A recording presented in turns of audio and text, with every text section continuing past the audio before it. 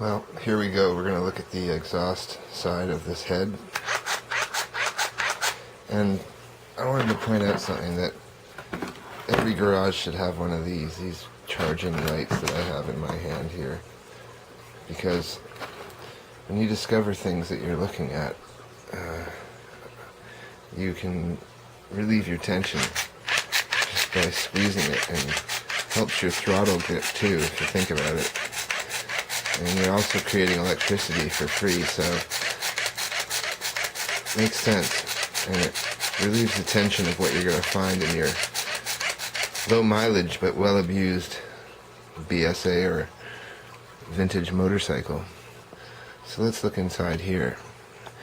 And here you can see around the shoulder of that guide there really is no hump. So we move over to this one in the center, which is usually the jinxed cylinder right here. You can see there's a shoulder of alloy around there, and that's where our slipped guide was, that was coated with braze. We'll move that back and make sure it's on something solid. Now, in this one, as you can see right there, there is no collar around the guide as it comes into the cylinder or into the exhaust port area. So building that up is going to be pretty difficult to get a TIG welding build up in there or something. And smoothing it and relieving that area, debumping the exhaust, may cause problems with heating, but may be the only option for this head to salvage this and put an oversized valve in this side here. Now, I'm going to show you what came out of this head, and most of it is quite junk, so we didn't separate it too carefully after we inspected it.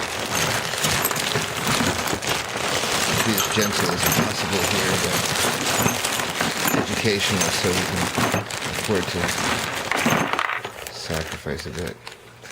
Now, springs and everything, and the collets. What I will show you here is that the exhausts were quite thin-edged and ground, obviously, after looking at them closely. I'll put this light here maybe. And this is our guide that was put back in. And you can see the braze there adding to it as fill, I guess, for an oversized bodge of a guide. And this actually slips in there better than most pistons that I've seen for old steam engines. So that's going to have to be oversized. We're going to have to measure that somehow and get a reading on that and replace that. But until then, maybe I'll look for a head that is newer or in better shape. Maybe check the Triumph head if the engine doesn't sell the motor. And we'll use that Triumph head until we can repair this properly, rather than risk doing more damage by repairing this improperly. And on this head, on the other side, it appeared almost polished. So I think that somebody did, really enjoy this head at one point and put some time into it, that you can see there.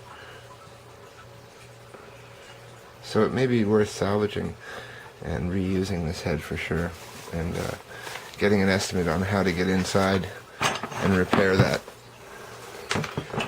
actual exhaust port area. So that was the diagnosis, and there's no rings noticed here for drainage around these springs.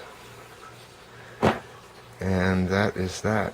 So we'll see how long this bike takes to get running. All these conditions were good. Almost like a phenolitic gasket that was used, but it sort of fragmented, or there was some varnish used on it or something. So we'll get that all set up with new gaskets as well. Get this back together.